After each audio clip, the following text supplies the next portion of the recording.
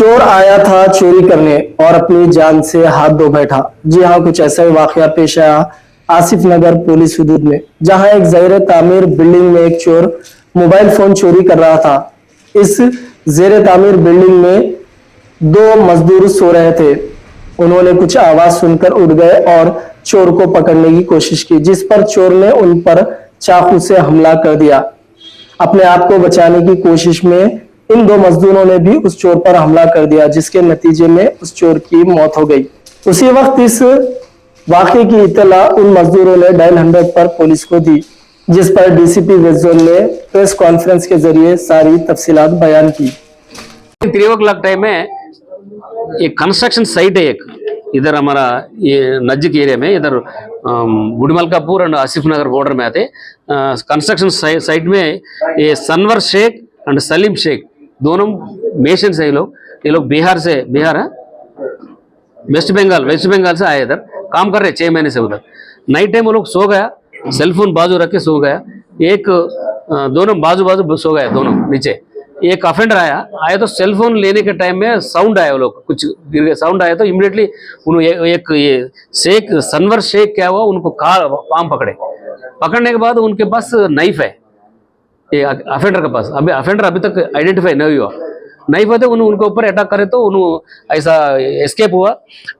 అయితే इमीडिएटली इनको लेग्स में स्टैब इंजरीज कांगने इमीडिएटली उन्हें चलाए तो दूसरा उनका ब्रदर ला वो भी उन्हें बाजू सोते उनको लेके उनको पकड़ने का పట్టుకోవడానికి ట్రై చేస్తే వాడి మీద కత్తితోటి దాడి చేయడానికి పోయిండు। వాడు తప్పించుకొని కట్టె తీసుకొని ఒక దెబ్బ తల మీద కొట్టిండు।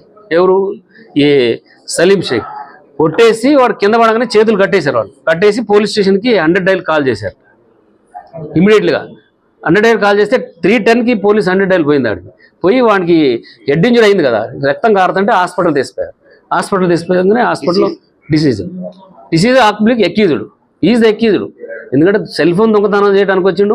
సెల్ ఫోన్ దొంగతనం చేసే క్రమంలో వాళ్ళు పట్టుకుంటారని చెప్తే వాళ్ళని కత్తితో మీద దాడి చేసిండు। కత్తితో దాడి చేసినప్పుడు వాళ్ళు రక్షించుకోవడం కోసం కట్టె తీసుకొని ఇంకొక పక్క ఆయన పొడవటానికి పోతే కట్టె తీసుకొని తల మీద కొడితే ఇమీడియట్గా పడిపోతే వాళ్ళ దగ్గర ఏం ఇంటెన్షన్ లేదు। 10 నిమిషాల్లో పోలీసు ఫోన్ చేశారు కట్టేసి। అంటే వాళ్ళని మెచ్చుకోవాలి మనం, ఎందుకంటే అంత ధైర్యంగా దొంగని ఎదురు తిరిగి చేసినట్టు। అయితే ఆ వ్యక్తి ఇప్పుడు దాకా ఐడెంటిఫై కాలేదు। ఇప్పుడు మరి మీడియా ద్వారా ఐడెంటిఫై కావాలా। తర్వాత ఆయన మీద చూస్తే చూడు ఈ చేతి మీద కూడా అన్ని ఇట్లా ఈ కత్తి ఘాట్లు ఉన్నాయి కాబట్టి ఈజ్ పెద్ద ఏదన్నా ఇట్లా దొంగతనం కేసులో ఇంతకుముందు ఇన్వాల్వ్ ఉన్నాడే మాకు 3 o'clock 310కి పోలీస్కి ఇన్ఫర్మేషన్ వచ్చింది। వాళ్ళ దగ్గర వేరే ఇంటెన్షన్ పోలీస్ చెప్పరు కదా సార్। వాళ్ళు ఎంత ముందు కూడా ఫోన్ పోయినా అని పోలీస్ వాళ్ళకి కంప్లైంట్ ఇచ్చేసి ఇంతకుముందు కూడా పోయి ఉండొచ్చు ఇంతకుముందు। అది ఇప్పుడు వీళ్ళు ఏంది, మొన్న మాకు ఒక దొంగ దొరికింది షహనాజ్గంజ్లో, వాడు 15 సెల్ ఫోన్లు దొరికినాయి। వాడు ఏంటంటే ఈ పనుకున్న వాళ్ళ దగ్గర, లారీలో డ్రైవర్ దగ్గర పనుకుంటారు కదా, అంత మనం పక్క పెట్టి ఆ సెల్ ఫోన్లు పికప్ చేసే వీళ్ళు వాడు పనుకుంటారని తెలుసు, వాళ్ళు పట్టాలు పట్టుకొని పనుకున్నారు। ఆడ పట్టాలు కట్టుకొని ఈజీ బై సెల్ ఫోన్, ఎప్పుడు చూసినా సెల్ ఫోన్ పక్కన పెట్టి పనుకుంటాం ప్రతి మనిషి కూడా। उनके ऊपर अभी उन मारे इमीडिएटली पुलिस बताया, पुलिस उनको हॉस्पिटल शिफ्ट करे। वो लोग आके पुलिस स्टेशन में एक स्टेटमेंट दिया।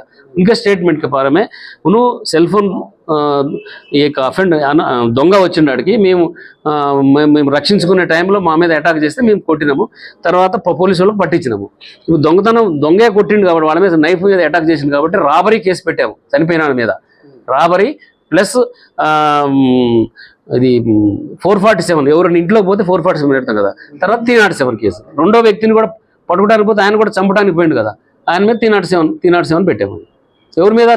ఈ దొంగ మీదనే కేసు అయింది, ఇప్పుడు నిన్ను కొట్టడానికి దొంగ వచ్చిండు, నువ్వు రక్షించుకోవడానికి నువ్వు సెల్ఫ్ డిఫెన్స్ చేసినావు। అది జరిగింది। ఎందుకంటే మళ్ళీ వాళ్ళు దాచింది ఏం లేదు, 10 నిమిషాల్లో పోలీసు రీచ్ అయింది అక్కడికి, 10 నిమిషాల్లో మళ్ళీ హాస్పిటల్ షిఫ్ట్ చేసాము మొత్తం। వాళ్ళు కట్టేసినారు ఇంకా వాడిని పారిపోకుండా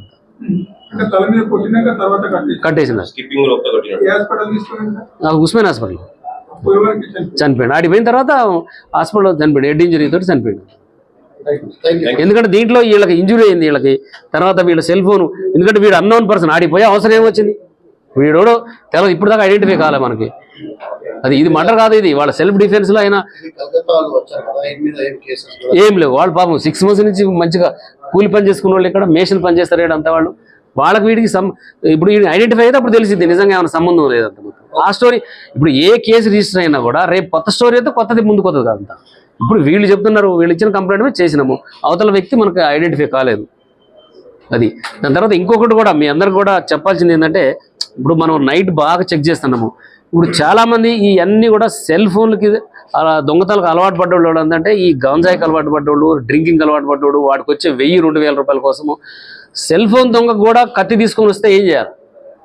ఇప్పుడు మనకి ఇక్కడ గుడిమల్కాపూర్ చూశారు కదా, అక్కడ కూడా సేమ్ ఏంటంటే వీళ్ళు చేసినట్టే వాళ్ళిద్దరు కూడా.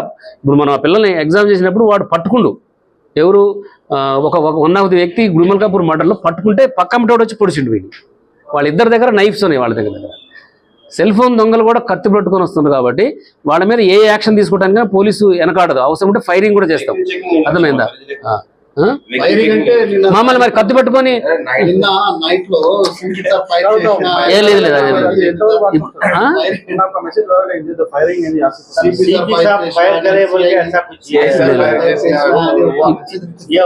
ఇప్పుడు అట్లా అట్లా కాదా? ఇప్పుడు మేము ఇప్పుడు జరిగిన ఇన్సిడెంట్ చెప్తున్నాము అంతే, మీకు చాలా తెలిస్తే అవన్నీ పక్క పెట్టండి అంతా. ఇప్పుడు మీరు చూస్తున్నారు ఇన్సిడెంట్లు, ఏదో పెద్ద దొంగలు వచ్చినారు. ఇంతకుముందు పాత రోజుల్లో మనకి వేరే స్టేట్ నుంచి దొంగల గ్యాంగ్ వచ్చి ఇంట్లో కొట్టి చంపి తీసపోయేది. ఇది మరీ అన్యాయంగా వాడికి 5000 ఫోన్ కోసం మనిషిని చంపేస్తుంటే ఎంత చిన్న చేస్తాను. మరే ఇప్పుడు నువ్వు ఒకసారి 3 o'clock నువ్వు ఒకసారి 3 o'clock ఏమంటారా అత్తాపూర్ రోడ్డు ఒక వెహికల్ చెక్ చేయి, ఎంత ట్రాఫిక్ ఉంటుందో ఒకసారి చూడు. మేము చేస్తూనే ఉన్నాం అన్ని సీల్స్. నైట్ ఒకసారి రా, నైట్ 12 పెట్టి చెక్ చేస్తున్నాం అంతా.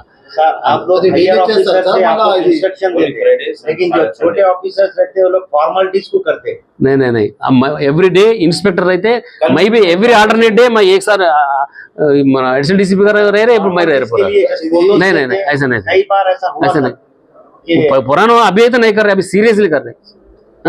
पूरा आपका कोऑपरेशन भी होना ये एरिया में पूरा। देखो हम पूरा आते रहते जितना आप परमानेंट आदमी इधर, वह परमानेंट आदमी इधर पूरा। ये सोसाइटी अच्छा सोसाइटी होना बोलो तो पूरा पब्लिक सपोर्ट भी होना, मीडिया सपोर्ट भी होना, पुलिस काम करना। समटाइम्स में ऑफेंसेस होता मगर हमारा ड्यूटी है ये एवरी केस में इमीडिएटली पकड़ रहे, कोर्ट प्रोड्यूस कर रहे। अगर रिपोर्टर्स अगर पुलिस डिपार्टमेंट की हेल्प करे तो हेल्प मी में क्या हो रहा, आपके जो मिडिल ऑर्डर के ऑफिसर्स है उन लोगों के पास से हमारे को पहले कॉल आता आप तुम कहीं को कंप्लेंट करे बोले ऐसा नहीं था होता सर। इसीलिए कोई अरे ये ऑर्गेनाइजेशन में कोई ऐसा बोले तो पूरा ऐसा नहीं बोलते जी। ऐसा एवरी ऑर्गेनाइजेशन में एक आदमी गलत आदमी रहता है, ऐसा पूरा ऐसा सिस्टम ऐसा नहीं।